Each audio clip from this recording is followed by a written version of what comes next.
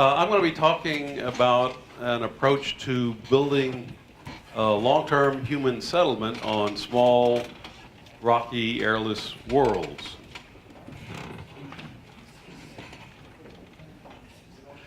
And the idea is in part a response to a concept that Kim Stanley Robinson made in his book Aurora. And, well, he tried to make a number of comments, a number of points. But the one I want to address is his idea that interstellar colonization is going to be really hard. I tend to agree with that. When we land on another planet, we'll find that's either alive or dead. You know, that's hard to argue with. If it's alive, we'll be in trouble because that life that's already there will either make us sick or kill us. And, you know, that's an open question, but, you know, from what I understand now, I'm inclined to agree with it. You've also got the ethical issue that the previous speaker mentioned about interfering with existing life forms. So then he goes on to say, if it's dead, we'll have to terraform it, in which case we'll die before it's ready. And Kim Stanley Robinson has thought about terraforming quite a bit, and he probably understands it better than most. And from my study of terraforming, yeah, we're talking about 1,000, 1,500 years to terraform a planet. So his argument is that the colonists, once they're in a new solar system, are going to have to find a place to live for 1,000, 1,500 years, maybe even 2,000 years while their new home is being prepared. So where do they live in the meantime? The starship.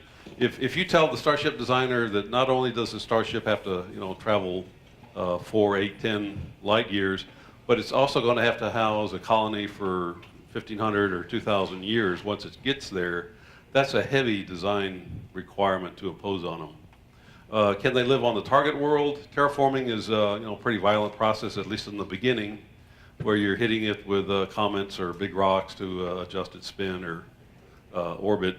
So no, you probably wouldn't want to live on the target world, at least at first. Plutoids, I've previously given a talk here at TVIW about colonizing the Plutoids, and yes, that's doable. But the Plutoids, by definition, are going to be on the outer reaches of the solar system, so it's going to be a long commute to the inner system, which is where you probably are going to have the world that you want to terraform. So it's a long commute, probably not credible. Space settlements, that's certainly a possibility, but I'm going to be concentrating on lunar-type settlements, and I'll go over the reasons why I think that might be desirable. And here you see, space settlement under construction. You're taking asteroidal resources and converting it into a space settlement. To do that, you'll have to have a pretty fancy machine that you'll bring with you from Earth. Any spare parts, you'll have to have either lots on hand or the ability to make them. But space settlements can be pretty nice places to live. This is the inside of an O'Neill colony. But let's see, who used the phrase space is infested with cosmic rays? That's a good point. With radiation, space radiation, we're really dealing with three essential flavors. We have the solar wind, which is protons, electrons, alpha, gamma. We understand this for the most part. Electrons, alpha, gamma, that comes out of fission reactors, so we understand shielding. We understand the effects on the human body. NASA's done a pretty detailed study about what shielding you need to provide Earth normal levels. But cosmic radiation, that's kind of a different problem. That's mainly protons and also heavy ions that come zipping in from all directions at various speeds. And for the most part, we can shield against most of these, using more shielding. One study I looked at said you're probably going to need 1,000, grams per square centimeter. But he wasn't sure about the tail end of the spectrum where you have relativistic heavy ions. That's an area that we haven't, there's a lot of speculation out there about what that would entail and what it would mean, and we don't really know the answer to that yet. But More shielding is certainly a good thing. And finally, the last flavor that is of concern is gamma ray burst. Those are short duration, high intensity, high energy gamma rays that come from such things as the birth of a black hole, big star collapsing into a black hole. They travel at light speed. You don't get a whole lot of warning, and it's very intense. They've been implicated in a number of mass extinctions here on Earth. Not proven, but certainly possible. And if it hits us today, on Earth with the fact that we don't have any colonies anywhere, we're all here on Earth, we could be in big trouble.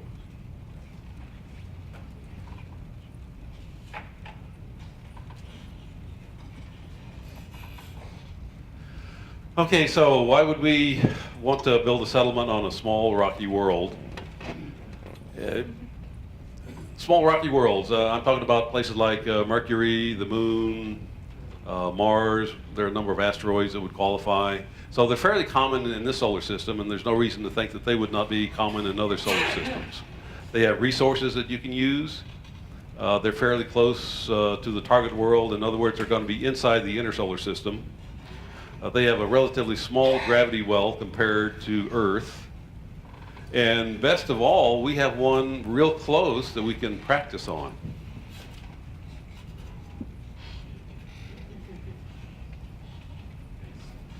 Okay, here's what a lot of artists will visualize as a settlement on, say the Moon would look like. And for a temporary base, this is probably not a bad idea, but you're not getting anywhere near the required level of shielding that is recommended. And certainly if you're talking about a long-term settlement that involves pregnant women and children, the shielding level here is inadequate. The approach I'm going to be talking about is discussed in some detail in the latest issue of JBIS.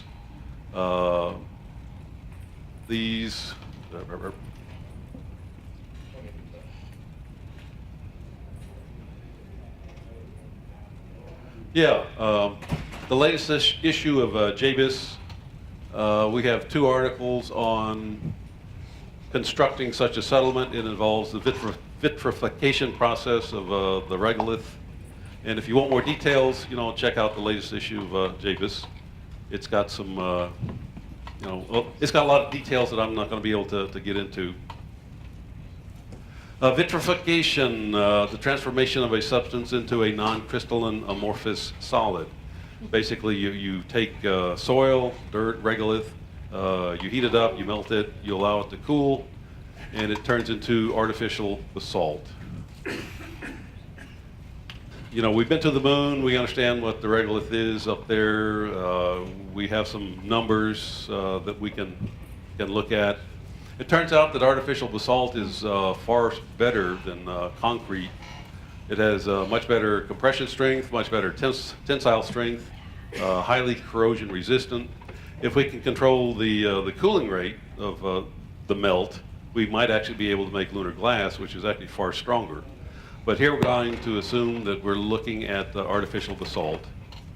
And just, for interest, we know that with the lunar artificial basalt, that it would turn out to be either dark brown or green due to the iron compounds. We know how much energy it's going to take to make the artificial basalt, and say 500 kilowatt hours per ton, which is a lot less actually than making earth-based cement. Let's start with 1 square kilometer of solar sails, a reasonable efficiency. That gives you a certain power that you could work with, and that allows you to process 500 tons per hour. So, not shabby. And when you melt the lunar regolith, all the volatiles will off-gas. So that gives you an opportunity to collect them. And we've talked about helium-3 and hydrogen and oxygen and nitrogen. Any organics or volatiles, any volatiles in the soil will off-gas and be available for capture and reuse. This is natural basalt in the making, to give you some idea of what we're talking about. The vitrification process we're proposing is in situ, as opposed to free-flowing. And how would we do it? Let's assume that this is the lunar surface. These are carbon electrodes that you just lay on the surface. You take carbon granules and lay them in between in order to get a conductive path. And you turn on the power. At that point, the soil nearest the electrodes will melt. And then several things begin to happen. The electrodes will sink into the soil, or the regolith, and the melt will actually begin to subside because the void spaces are being eliminated. Once you have a melt at the desired depth, you can actually move the electrodes. So this would be the sectional view, but the melt or the slab could be many kilometers long. You know, you pull out the electrode, you allow it to cool, and you know, depending on the size of the melt, it could be several months before it cools. But at the end of the day, or at the end of the month, you're looking at a block of artificial basalt.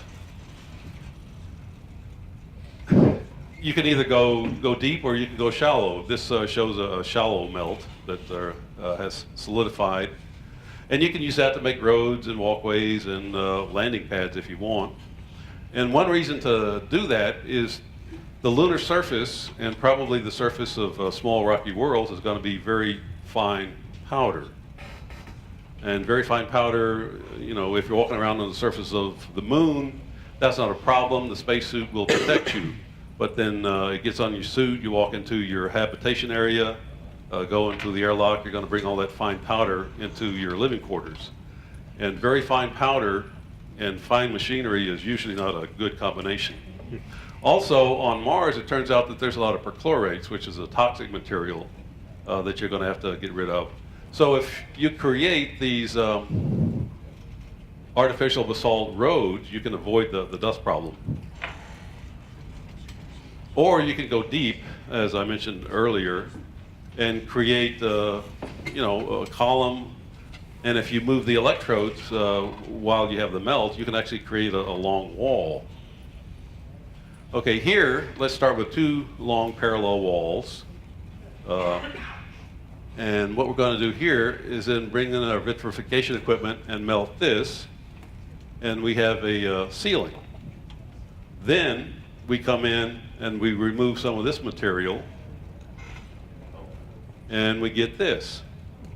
Then we come in with our vitrification equipment and vitrify this area, and we end up with something like this.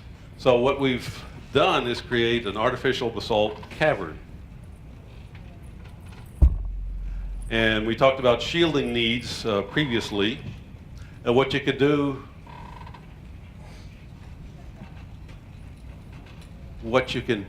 is then pile more regolith on top of it to get the desired level of shielding. It doesn't have to be soil or regolith. You could substitute lead plates or steel plates, whatever you would like to do, in order to get the required level of shielding. So with your artificial cavern, and you've got a lot of shielding on top of it, you can then cut this artificial basalt with abrasive water jet cutting tools. We've done that here on Earth. We know it works pretty well. So we can cut holes for airlocks, ducts, power conductors, whatever you need. And to some extent, you can shape this cavern. At that point, you pressurize it with air. And what's interesting is the air presses up on the ceiling, and also gravity is pulling down on all the mass you have over it. And if you're careful about your design, the two can equal each other. So there's essentially no stress in the structural element. And you can make this cavern as big as you like, provided you can maintain the atmosphere inside of it. Okay, so you have your artificial cavern. You want to clean the inner surfaces, get rid of all the dust, install artificial lights. Because you're installing artificial lights, you have complete control over the day-night cycle. You can duplicate what's here on Earth just fine. It's completely independent of the sun you're under. You can duplicate, our sunlight because it's artificial. You install life support systems.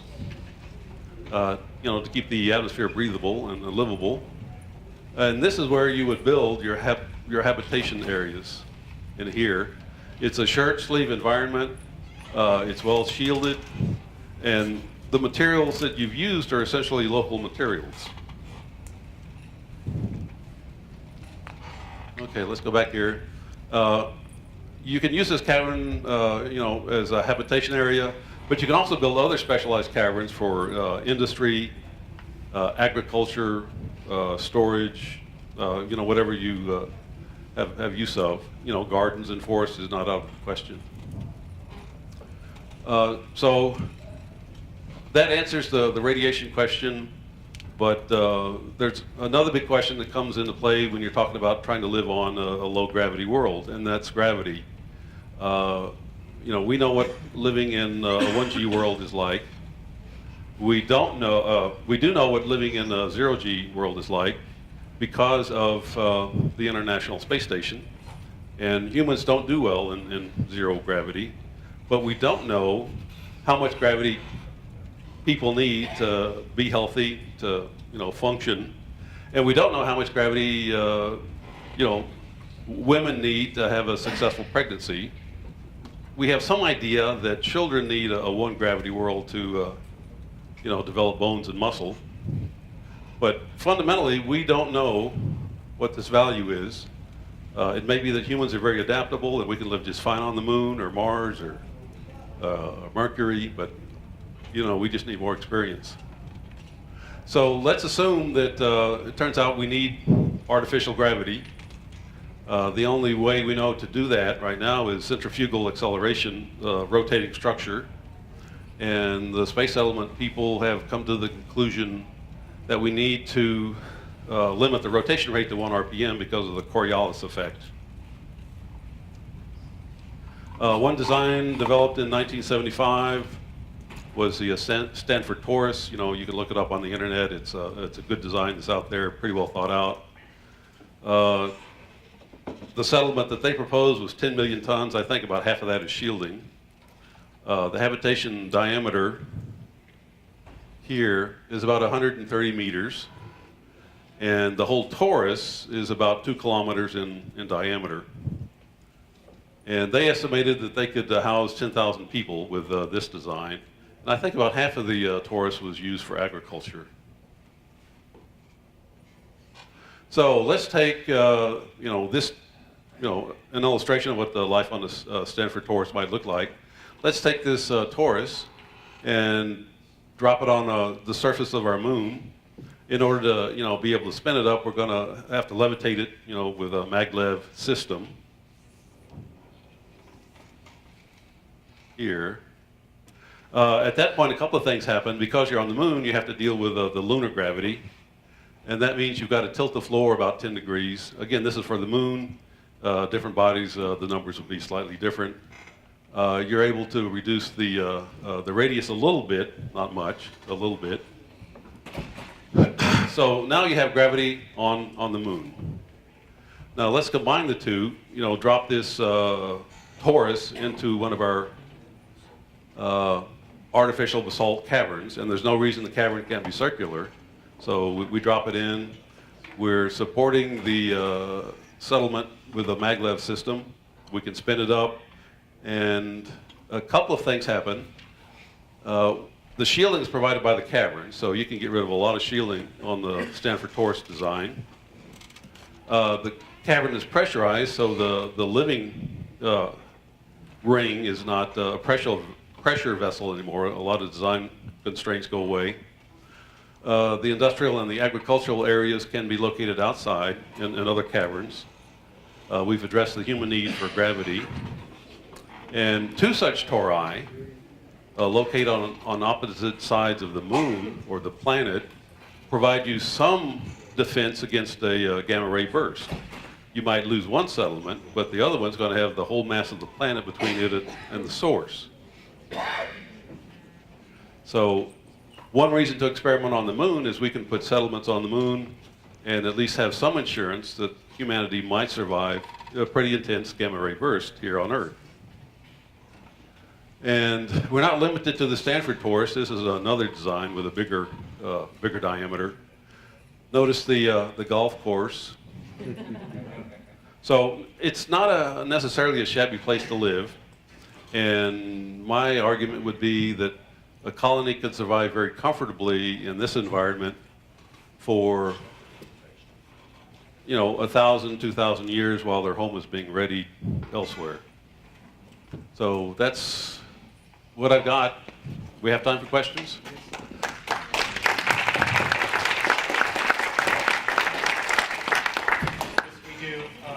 We're going to, some time showed up later in the day, so we're going to take 5 minutes of that time now for Q&A. Thank you. And we'll start at 9. Lunch will be served at 12:25. So please. Greg? Thank you, Ken. Very good talk. I have a historical question for you, and you might know the answer to this. Sometimes in the earlier mid-70s, Bob Parkinson in the UK gave an estimate of the amount of mass we'd have to take from Earth to build a self-sustaining colony on the moon or a moon-like world.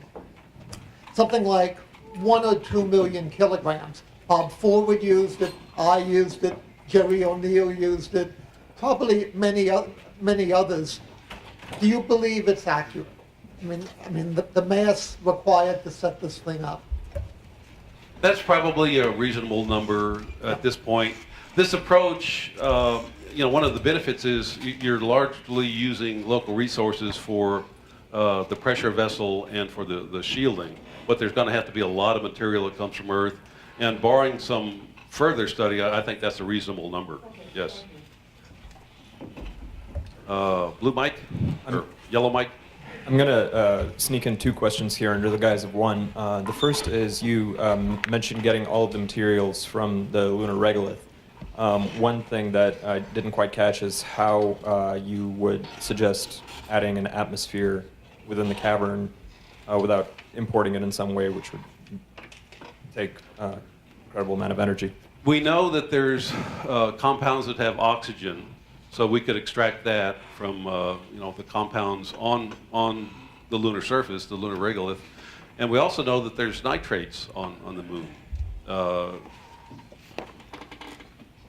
I'm not sure if there's enough nitrates where we can get the nitrogen, for this environment, and we may have to import nitrogen, but it turns out Venus has plenty. Okay, and second question real quick is you had said that it would be a significant technological difficulty in order to design a world ship that would allow survival for thousands of years while a planet was being terraformed. How would that be more difficult than what you're proposing here on a lunar surface instead of, since the world ship would take a significant amount of time to get to that area in the first place, wouldn't it already have a lot of those habitable designs built into it? It would. But keep in mind that, as the designer of a world ship, one of the criteria you have to consider is how long are people going to be living in this thing? And if it goes up 10% the speed of light, and say goes 10 years, or 10 light years distant, that's 100 years. And then you say, okay, once we get there, we're going to have to live in this thing. A large population is going to live in this thing for, 150 generations, 2,000 years, 1,500, 2,000 years. That's a serious design constraint for a vessel that's designed to travel between the stars. But it's not insurmountable. My argument is that, you might be better off just to specially build a habitat. And if you're on a small rocky world, again, you have the advantage of radiation shielding and some defense against the gamma ray burst. Since you're building basically an artificial public space, our nearest corresponding analogy to that would be a Galleria type mall. How do you handle the loading docks? The transfer of materials and personnel, from the spinning torus, to the outer world, and vice versa. Also, the size of the thing. What type of radii would you have to have more of the of a gravity effect rather than something that gives you dizziness and spin? Okay, I've got to answer quickly. Here's the scheme again. This is an article from JBIS. Here's the Stanford torus. You know, it's spinning, and what you have is a little train that it's a monorail. It hangs from a rail here, and when the monorail is at rest relative to the cavern, you know, it's hanging down, and you can step on and off just fine. When you spin it up and it's at rest relative to the torus or torus, it's right here, and at that point you can step back and forth. So this would be the transfer vehicle that allows you to go from the torus to you know, the rest of the moon. So yeah, good question. And the second question was, or second part? Oh, the size. You know, CERN is a certain size. Right. But for the reason that, you know, if you have too small of a spinning cycle, it more makes you dizzy than it gives you gravity. And that's where the 1 RPM limit comes in. You know, that's speculation. We need to confirm it with actual experience. But as long as you have 1 RPM, you can avoid the Coriolis effect. And that means you're essentially, you know, the diameter is essentially 2 kilometers. All right, thank you.